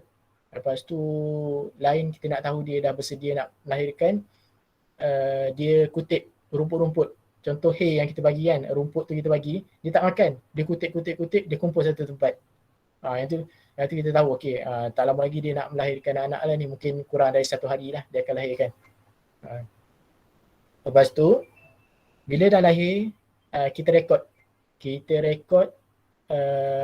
Apa yang kena rekod, hari kelahiran, lepas tu berapa jumlah anak, hidup berapa, mati berapa kalau ada. Yang tu kena rekod sebab kita nak analisis prestasi dia nanti. Kalau prestasi dia merosot, kita bagi risau lah. Itu senang saja. Kalau prestasi dia baik, kita jaga dia lagi. Lepas tu dah melahirkan, hari pertama kelahiran sampai ke 3 minggu, 21 hari, dia akan menyusukan anak. Maksudnya anak tu akan bersama dengan ibu dia. Yang ni kalau ada anak, kita kena pantau berkala lah. Tak nak bagi anak tu mati, anak tu ada yang mati sampai busuk dalam nesbok dan sebagainya, kena jagalah dalam tempoh 21 hari ni. Okay. Lepas 21 hari, kita akan rekod balik berapa anak yang cerai susu. 21 hari ni dia cerai susu lah. Berapa ekor yang berjaya hidup sampai cerai susu. Dalam tempoh menyusukan tu ada yang mati, ada yang lemah kan, ada yang kalah susu, yang tak dapat susu mati. Yang tu kita kena rekod semualah, kematian dan sebagainya. Lepas tu kita boleh kahwinkan semula arnab ibu tu. Dan salah satu cara untuk kita jaga kalau arnab tu beranak sikit, contohnya lah, biasa dia beranak banyak kan, dan dalam cycle kali ni dia beranak 2 ekor sahaja. 2 ekor sahaja kita takkan bagi ibu dia jagalah, kita akan bagi tumpang ibu lain, sebab dia nak kahwin balik. Dia nak kahwin balik untuk next cycle. Arnab ni kita boleh bagi dia tumpang-tumpang ibu lah. Tumpang-tumpang ibu. Kalau yang ni sikit, kita boleh tumpang dekat, kita satukan anak dia.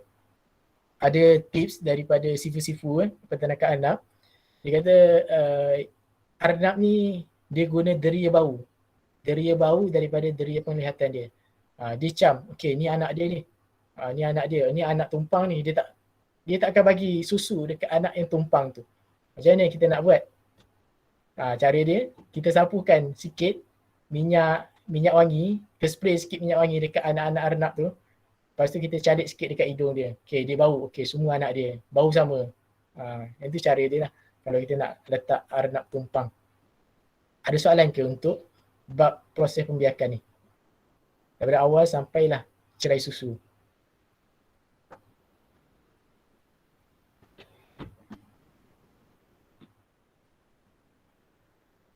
Ada sampai pukul berapa moderator?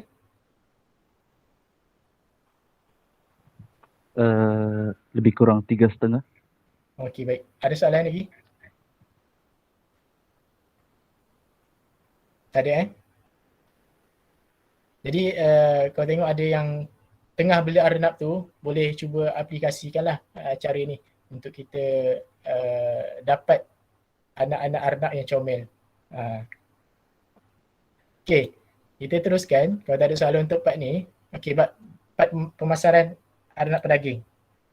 Sebelum saya masuk, saya nak tanya lah, siapa pernah nampak produk daripada daging arnab dekat pasaraya? Ada yang pernah nampak? Okey, contohnya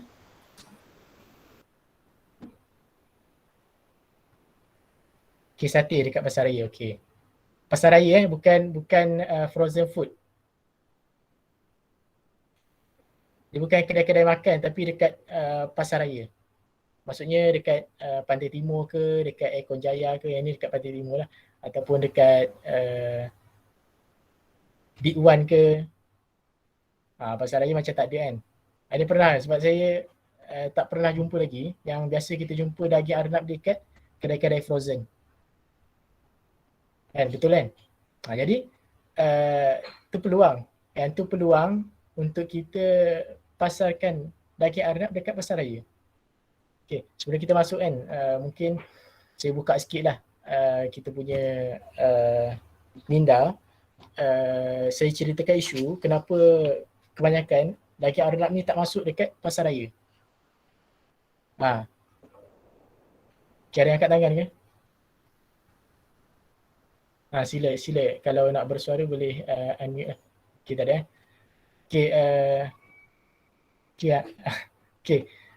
kenapa daging arnab tiada dekat pasaran? Sebab memang syarat bila kita nak masukkan apa-apa produk makanan kena ada CJ halal ataupun halal daripada JAKIM. Syarat kita nak dapatkan halal daripada JAKIM bermula daripada awal sampailah akhir, sampailah ke sembelihan. Sembelihan perlulah di rumah sembelihan halal arnab. Sebab tu tak ada lagi yang masuk dekat pasaraya. Kalau dekat Terengganu, saya tanya pegawai dekat Jabatan Hal Ehwal Agama Terengganu, dia kata dekat Terengganu tak ada lagi proses rumah sembelihan arnab. Jadi saya buka sikit lah sebab tu peluang untuk kita pasarkan ni lebih luas bila kita berjaya bawa masuk ke dalam pasaraya. Lebih luas lah, yang tu free marketing. Pasaraya yang buat marketing. Sebab apa? Tak ada rumah sembelihan halal arnab. Salah satu faktornya adalah, pertama, rumit untuk kita mohon kelulusan daripada PBT, daripada veterina. Dia kena semua benda. Kalau tuan-tuan perempuan tahu dekat Good Tree Garden, ada pernah pergi ke Good Tree Garden? Tak pernah? Good Tree Garden dekat Sungai Merap.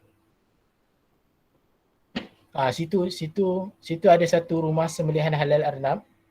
Jadi pasaran dia lebih luas lah bila dia ada rumah sembelihan halal arnab ni. Okay, kita masuk ke produk. Yang ni produk yang biasa kita tengok lah, yang di dekat media sosial ada orang jual, dekat kedai-kedai frozen. Banyak kita jual. Banyak yang penternak jual. Yang pertama karkas daging arnab yang siap proses, boleh dijadikan juga boneless, daging arnab tanpa tulang. Lepas tu arnab bakar, lepas tu patty burger, pekasan arnab. Yang ni saya tak pernah cuba pekasan arnab. Rasa macam mana. Lepas tu arnab perap, yang ni ramai yang buat arnab perap. Lepas tu sate, serunding arnab, sausage arnab. Boleh tahu tak dekat sini siapa yang pernah tak boleh makan dan tak pernah makan? Boleh tulis dekat chat. Tak pernah makan. Tak pernah makan. Ada yang pernah? Okey, pernah. Tak pernah. Yang tak boleh makan, dia dah cuba tapi dia tak boleh makan. Yang tak pernah ni belum tentu dia tak boleh makan. Cuma dia tak pernah makan. Tak boleh makan, okey. Macam mana rasa? Okey, kena try dululah macam mana rasa dia. Boleh tanya dekat yang pernah makan tu. Ahmad Firdaus ni pernah makan. Boleh tanya dekat Ahmad Firdaus. Yang lain macam mana? Sebab setakat ni saya adalah tanya-tanya yang orang luar. Dia kata tak pernah makan. Maksudnya daging arnab ni tak berkembang lagi lah. Sebab ramai lagi yang tak pernah makan. Bukan dia tak boleh makan. Kalau yang tak boleh makan tu isu lain lah. Isu lain. Ramai yang tak pernah makan. Jadi yang tak pernah makan ni boleh cubalah. Boleh cuba produk daripada daging arnab ni sendiri. Firdaus ada jual sate. InsyaAllah. Ada soalan ke?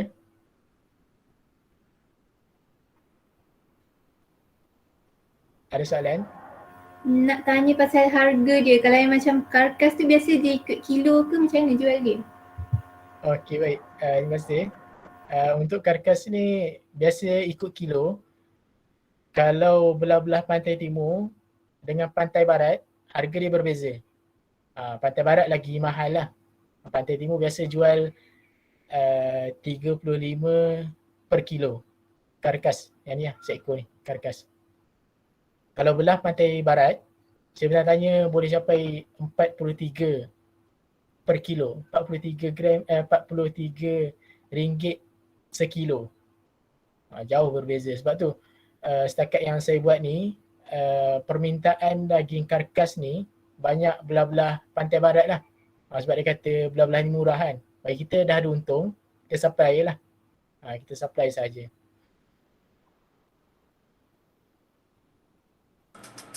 Tuan Akasha. Ya.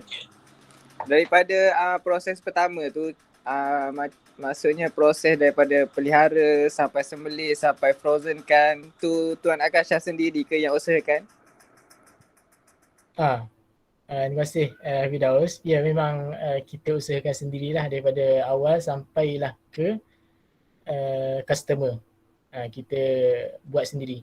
Setengah penternak dia ada ambil karkas daripada orang lain sebab bagi saya bila kita bermain dengan makanan, mestilah kita nak betul-betul terjaga. Kita tak tahu dia sembelih bagaimana dan memang percaya. Tetapi kita yakin bila kita buat sendiri. Yang tu lah. Ada soalan lain?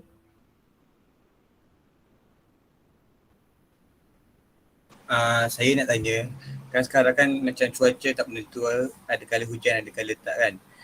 Dia ada bagi efek tak kat arnab yang Tuan Akasha bila? Okay, baik, terima kasih.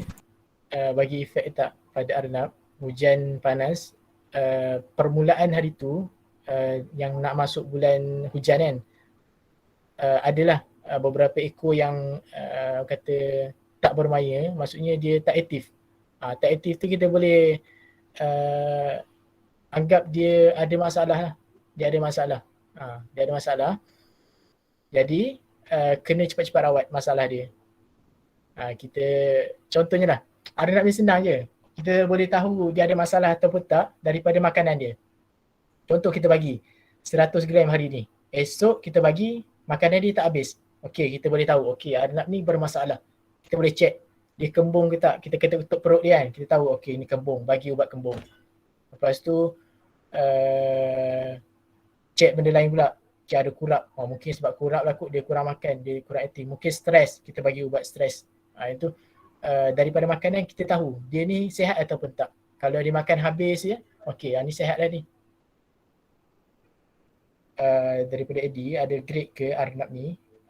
Setakat ni kalau grade arnab ada, dia arnab pedaging dengan arnab mix. Daging dia berbeza. Biasa grade untuk baka tu lah. Kalau grade daging sendiri, contohlah arnab pedaging, dia ada grade dia. Bawah 4 bulan, kita panggil fryer lah. Bawah 4 bulan, fryer. Yang tu sesuai untuk buat perap ataupun kita jual goreng ataupun kita buat bakar. Yang tu bawah 4 bulan. 4 bulan sampai 6 bulan, yang tu sesuai untuk kita buat sausage, untuk kita buat sate, lepas tu kita buat apa lagi? Serunding. Serunding dia umur 6 bulan ke atas. Dia ada 3 grade dah dekat sini. 4 bulan ke bawah, 4 sampai 6 bulan dan 6 bulan ke atas. Serunding biasa kita buat 6 bulan ke atas lah. Arnab yang tua, macam itulah. Dan harga pun dia berbeza lah. Berbeza. Arnab grade yang tua ni, 6 bulan ke atas ni lagi murah lah. Lagi murah daripada yang muda. Biasa kalau yang tua ni daripada kita reject lah. Yang arnab prestasi dia merosot, yang arnab cedera, arnab yang luka yang tak boleh dirawat dan sebagainya, kita bagi pisau dan kita buat produk yang lebih 6 bulan ke atas. Serunding, daging burger.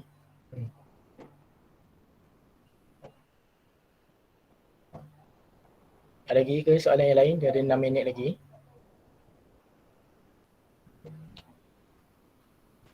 Saya nak tanya lagi, ada lagi. Dia macam kalau kita buat untuk secara kecil-kecilan, bukan untuk komersial, mana lagi elok sama ada kita ternak atas tanah, maksudnya macam atas rumput dengan atas tanah ataupun dalam sangkar. Itu je. Okay, baik. Terima kasih. Kalau kita bela suka-suka kan, dia kena, ni apa yang saya tahulah pengalaman, arnab ni kalau bela atas tanah, sifat dia menggali. Dia akan gali lubang kan. Lepas tu kelembapan tanah tu, jangan terlalu lembab. Bila hujan lembab. Itu yang tak boleh lah. Biasa kalau suka-suka pun ramai yang beli dalam sangkar sajalah. Sekadar nak lepas petang-petang tu tak menjadi masalah.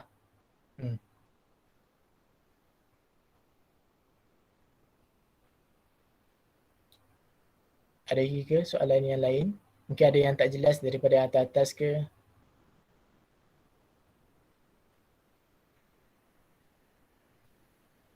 Okay, baik, saya kira tak ada. Mungkin saya buat kesimpulan lah.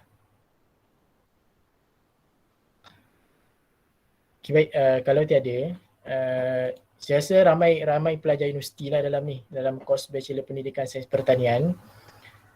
Yang ni pengalaman yang saya lalui sendiri, yang adik-adik akan lalui juga. Apa yang kita belajar dekat universiti sangat-sangat membantu bila kita keluar nanti. Contohnya, saya sendiri lalui dalam peternakan arnab ni kan. Dalam peternakan arnab ni, semua benda kita buat sendiri. Ni sebagai permulaan lah. Kalau dah ada pekerja tu kita bagi kepada pekerja yang buat. Contohnya lah macam pengiraan kira-kira untung rugi. Usahawan dalam peternakan arnab kena kira. Kita tahu untung rugi kita, belajar akaun, lepas tu pemasaran, bagaimana kita nak pasarkan sendiri. Kita berjiwa muda kan, kita cuba semua benda. Bila kita habis belajar kita cuba semua benda. Dan masuk pasaran ni dia bukan tertumpu kepada satu benda sahaja. Contohnya lah, kita ternak arnab, kita fokus kepada arnab sahaja. Padahal benda lain boleh kita selitkan. Contohnya lah peralatan-peralatan arnab boleh kita jual. Kita boleh jual, kita direct daripada China nak lebih untung. Itu saya pun baru belajar borong daripada China. Kalau nak tahu tu boleh kita bincang-bincang tepi lah. Kita borong daripada China, kita guna untuk kita, sambil tu kita jual. Ada kat Shopee boleh jual. Lepas tu dekat-dekat pasar tani ke, pasar malam ke, kita boleh masuk. Pasar tani bayar RM3 je. Boleh masuk. Lepas tu apa lagi? Contohnya lah tadi tumbuhan, pokok-pokok arnab yang arnab makan. Kita belajar tanam pokok kan, kita belajar tanah campuran dan sebagainya. Rugi kalau kita tak gunakan. Kita tanam pokok ketum ayam, kita jual. Setakat ni yang saya jual dekat pasar tani, pokok ketum ayam sangat mendapat sambutan. Pokok ketum ayam. Yang tu kena lebih kreatif lah. Saya rasa adik-adik yang berada dalam ni lebih kreatif daripada saya. Semua boleh lebih ke hadapan. Lepas tu apa lagi? Saya rasa itu je kot. Yang kita belajar dekat universiti sangat berguna bila kita keluar nanti. Bukan dalam peternakan arnab saja. Tak kisahlah kalau kita jadi guru dan sebagainya. Itu sangat berguna. Pengalaman-pengalaman yang kita ada belajar dekat ladang dan sebagainya. Yang tu yang akan kita apply balik bila kita dah keluar daripada universiti. Dan pertanian ni sangat luas. Pertanian sangat luas. Bukan tertumpu kepada tanam-tanam saja. Kita bercucuk tanam, bukan tanaman saja. Peternakan pun masuk pada pertanian. Jangan risau. Geran-geran ataupun bantuan daripada kerajaan ni banyak untuk anak-anak muda macam lepasan universiti ni. Contohnya agropreneur muda. Itu boleh minta tekun. Saya nampak ada yang cuba untuk minta tekun lah. Rakan-rakan yang lain minta tekun. Lepas tu ada daripada kerjasama dengan SME Corp. Yang tu kita kena cari dah. Jangan risau bab modal dan bab duit permulaan tu kita boleh cari. Kalau asalnya kita minat sahaja. Dan last daripada saya, bila kita menjaga benda hidup ni arnab ni benda hidup lah kan. Benda hidup, segala tanggungjawab kita kena pastikan kebajikan arnab ataupun haiwan tu. Maksudnya kita kena bagi nafkah kepada haiwan tersebut. Walaupun dia sakit, kita kena rawat dia. Tak boleh lah kita tak bagi makan. Yang tu jatuh kepada dosa pula kita. Kita tak nak lah buat benda dalam benda apa pun kita terima dosa senang-senang sahaja. Terima dosa senang-senang sahaja. Walaupun kita ternak arnab, boleh kita buat pahala sambil tu. Jadi saya rasa itu sahaja kot, serba sedikit perkongsian. Lama kan membebel dekat sini. Tak tahulah faham ke tak, harap faham lah. Serba sedikit pengalaman ataupun ilmu berkenaan dengan arnab. Saya harap bermanfaat lah kepada semua yang pernah berarnab mati. Mungkin dengan perkongsian ni boleh cuba balik. Jangan berputus asa. Walaupun pernah dulu berarnab tapi mati, boleh cuba balik dengan ilmu-ilmu yang baru, dengan info-info yang baru ni. Boleh cuba balik. Yang berminat bolehlah cuba-cuba bela dua ekor. Sebenarnya untuk arnab saya sendiri bukan bermula dengan yang banyak. Dia bermula dengan sikit dulu. Kurang daripada 10 ekor. Kurang daripada 10 ekor. Lepas tu kita belajar sikit-sikit. Kita join lah kursus. Kalau ada duit lebih kita join kursus dan sebagainya. Kita boleh tambah ilmu lagi. Lepas tu kita create networking dengan peternak-peternak lain supaya kita mudah untuk pasarkan daging arnab ni. Sudah. Dia bermula dengan minat saja. Pertama sekali saya cakap, kalau tak ada minat, jangan cuba-cuba nak beli arnab. Yang tu saja. Sebab kita akan menyeksa arnab tu. Sebab ada kawan, dia beli arnab sampai arnab tu kurap. Dan cakap saya, kenapa arnab dia jadi macam ni? Saya ni kurap ni. Dia tak tahu pun tu adalah kurap. Bila dia sekadar bela sebab saya saja tak minat, dia akan menyeksa arnab tu sendiri. Itu sedikit nasihat lah. Kalau nak bela arnab, pastikan minat dulu. Baru bela. Saya rasa itu sahaja kot perkongsian ringkas dekat sejam setengah kan. Dia tak ringkas lah kot perkongsian daripada saya. Saya ucapkan terima kasih kepada pihak penganjur kerana menjemput saya untuk berkongsi pengalaman yang tak seberapa ni. Terima kasih sekali lagi dan saya mohon maaf di peringkat diri saya sendiri kalau ada kekurangan ataupun ada salah silap. Yang baik datangnya daripada Allah, yang kurang, yang silapnya datang daripada diri saya sendiri. Saya pun masih belajar. Untuk makluman, saya baru buat dalam setahun lah penternakan arnab ni. Jadi masih mencari peluang-peluang dalam penternakan arnab ni, masih mencari networking. Boleh ke promote sikit? Boleh Jadi minta tolong lah. Bukan apa pun, cuma sambil-sambil tu kita boleh berkongsi lah. Mana tahu nak tahu lebih dalam dengan arnab ke, bolehlah follow page Family Rabbit Farm, syarikat saya sendiri. Bolehlah, situ pun saya ada kongsi lah beberapa perkara berkenaan dengan arnab. Sambil-sambil tu bolehlah, kalau ada soalan ke boleh direct ke sana lah. Jadi saya rasa itu sahaja.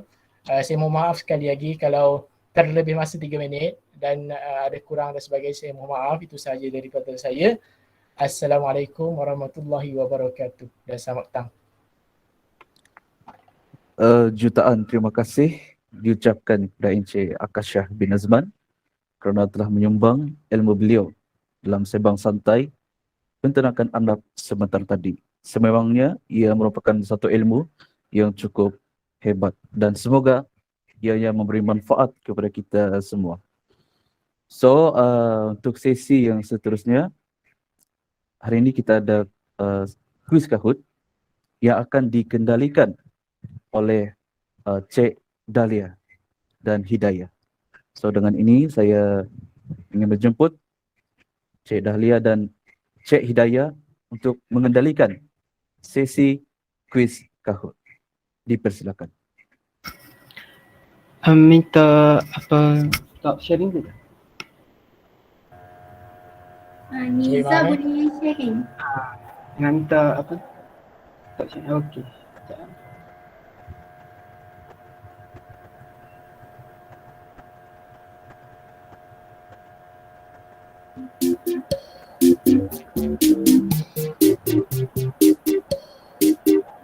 Siapa yang free tu yang berkelapangan kalau nak masuk main game boleh dah masuk.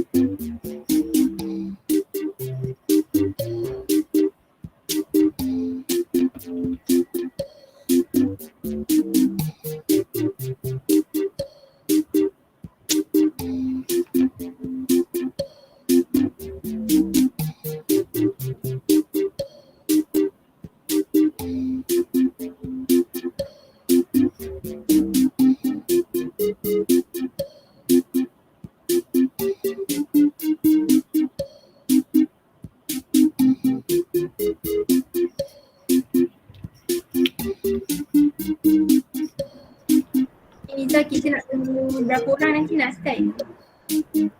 Ikut lah. Dari kita boleh start kalau nak buat. Okey. Dah boleh dah start? Boleh. Okey, 1, 2, 3.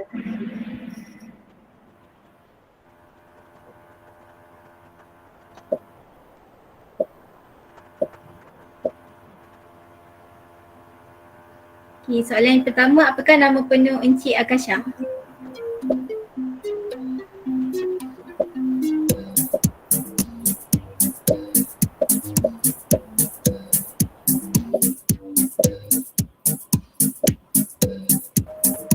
Jangan.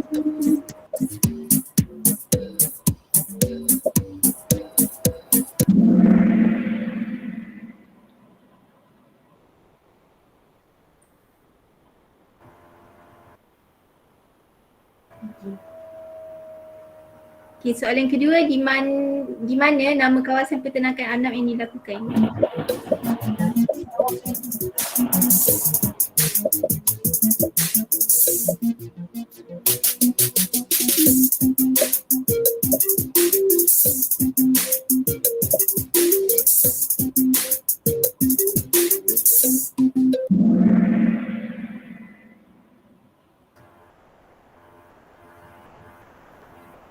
Okey, soalan ketiga, berapa tahun sudah Encik Akasha terlibat dalam peternakan arnab?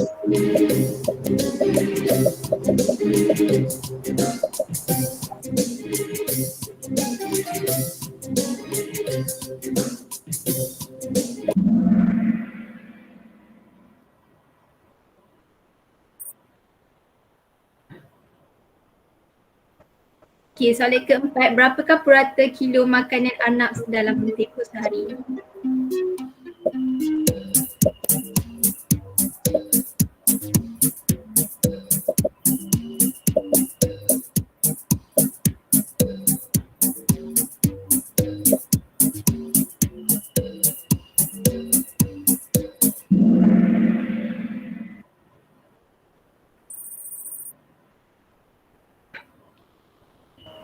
Okey, soalan terakhir, perniagaan yang Encik Akasha lakukan adalah sendirian atau rakan kongsi?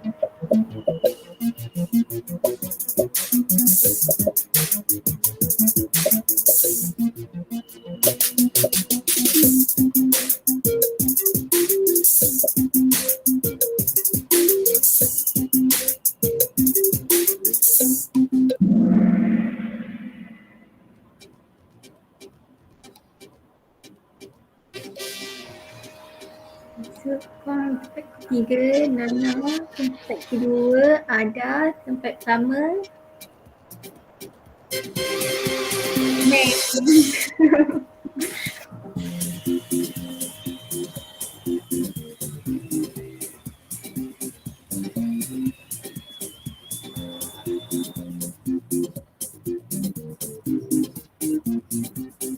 Okay, so tanya diucapkan kepada ketiga-tiga pemenang. So terima kasih sebab yang lain sebab join link aku.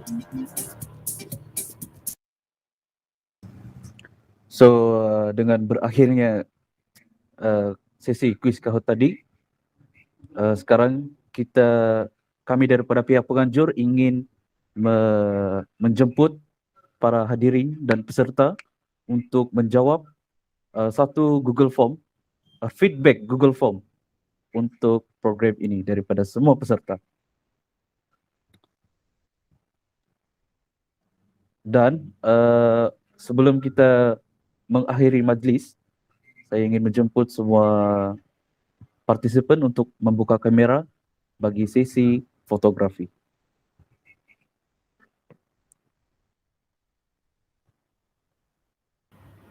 Okay, boleh buka kamera semua.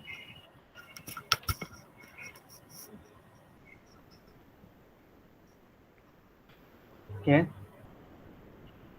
1, 2, 3. Sekali lagi. 1, 2, 3. Okey, sudah. Terima kasih. Dengan berakhirnya sesi fotografi sebentar tadi, maka berakhirlah program bicara kita pada hari ini. Segala kekurangan kami dari pihak penganjur, segala kekurangan yang berlaku sepanjang majlis ini, kami memohon jutaan kemaafan. Sekian, berjumpa lagi kita pada masa akan datang. Assalamualaikum warahmatullahi wabarakatuh.